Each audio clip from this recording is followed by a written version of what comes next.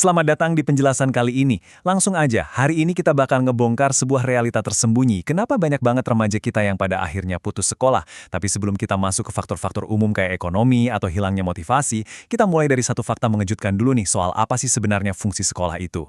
Berdasarkan analisis dari sebuah jurnal riset, sekolah itu ternyata bukan cuma sekedar tempat buat baca buku dan lulus ujian loh.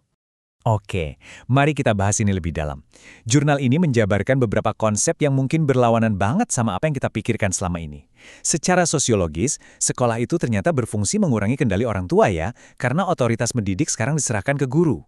Terus, sekolah juga disebut mempertahankan sistem kelas sosial, dan bahkan secara finansial memperpanjang masa remaja anak. Tapi dari semua poin ini, ada satu konsep yang benar-benar bikin penasaran, yaitu sekolah sebagai sarana pembangkangan. Wah, terdengar aneh kan? Nah, yang paling menarik dari sini tuh soal konsep sarana pembangkangan. Ini bukan berarti sekolah ngajarin anak buat jadi nakal ya, sama sekali enggak.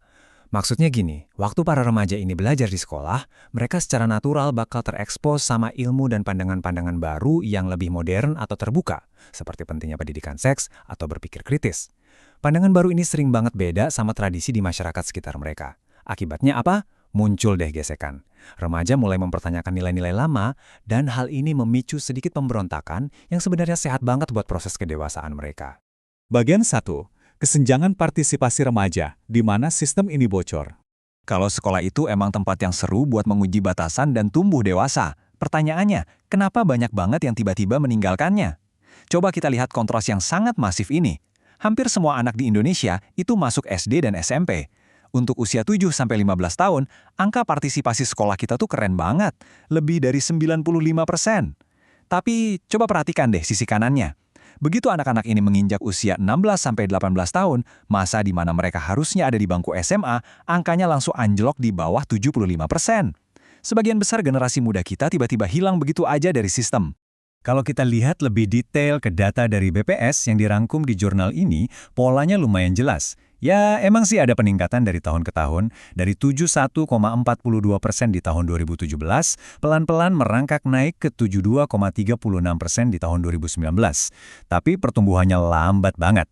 Dan secara praktis, data ini nunjukin kalau masih ada lebih dari 1/4 remaja Indonesia di rentang usia kritis ini yang gagal dapat pendidikan menengah ke atas. Pertanyaannya, kenapa lebih dari 25% remaja kita terpaksa menyerah?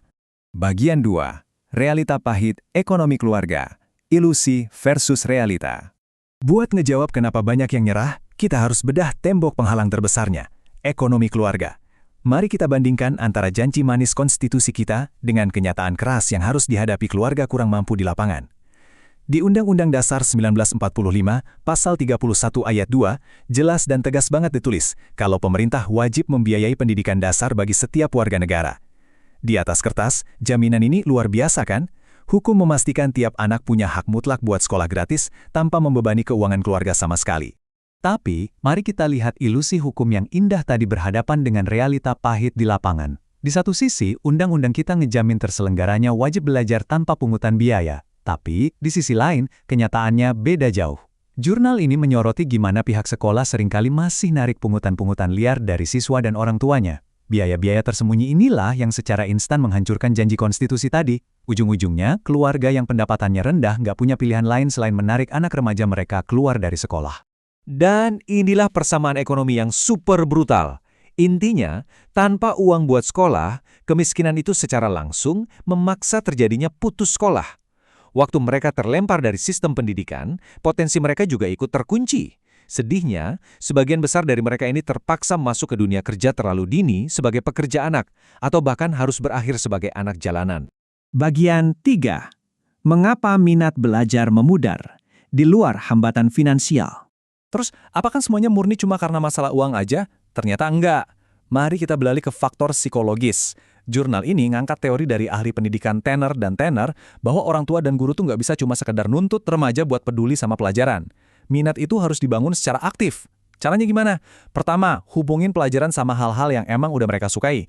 Kedua, kaitkan materi baru sama apa yang udah mereka ketahui. Dan ketiga, ini yang ajik, hubungin topik di kelas sama berita sensasional atau isu terkini yang lagi hangat. Kalau nggak pakai pendekatan ini, sekolah cuma bakal kerasa kayak kewajiban yang ngebosenin dan sama sekali nggak relevan buat dunia mereka. Hal ini ngebawa kita ke sebuah konflik mengejutkan yang disorot dalam sumber kita. Terkadang remaja itu kehilangan minat belajar dan berujung putus sekolah cuma gara-gara benturan keinginan yang sebenarnya sederhana banget. Orang tua mungkin maksa anak buat masuk sekolah yang dekat dari rumah biar praktis. Sementara sang anak mungkin dia bermimpi buat sekolah di daerah lain demi ngejar jurusan tertentu atau nyari suasana baru. Nah, waktu anak dipaksa ngejalanin pilihan yang nggak mereka mau, motivasi dari dalam diri mereka otomatis hancur dan resiko putus sekolah pun meroket tajam. Jadi, poin krusialnya di sini adalah faktor lingkungan itu efeknya masif banget, kayak efek domino. Bayangin aja seorang remaja yang tinggal di masyarakat yang nggak nganggap pendidikan itu penting. Kalau dia ngeliat teman-teman mainnya udah pada berhenti sekolah, tekanannya bakal gede banget buat ikut-ikutan. Ditambah lagi nih, kalau orang tua mereka sendiri tingkat pendidikannya rendah dan kurang paham pentingnya nyokolahin anak. Ya pertahanan terakhir si remaja buat bertahan di sekolah bener-bener runtuh. Bagian 4. Refleksi akhir pendidikan kita. Kembali ke akar. Setelah kita ngelewatin banyak banget rintangan tadi, mulai dari jebakan biaya, minat yang pudar, sampai efek domino lingkungan, kita perlu nengok lagi deh ke fondasi filosofis pendidikan kita. Kutipan yang luar biasa indah ini datang dari Bapak Pendidikan Nasional kita, Ki Hajar Dewantara. Inilah tujuan sejati pendidikan. Bukan soal nagih pungutan liar, bukan soal maksa anak nurut tanpa lihat minat aslinya.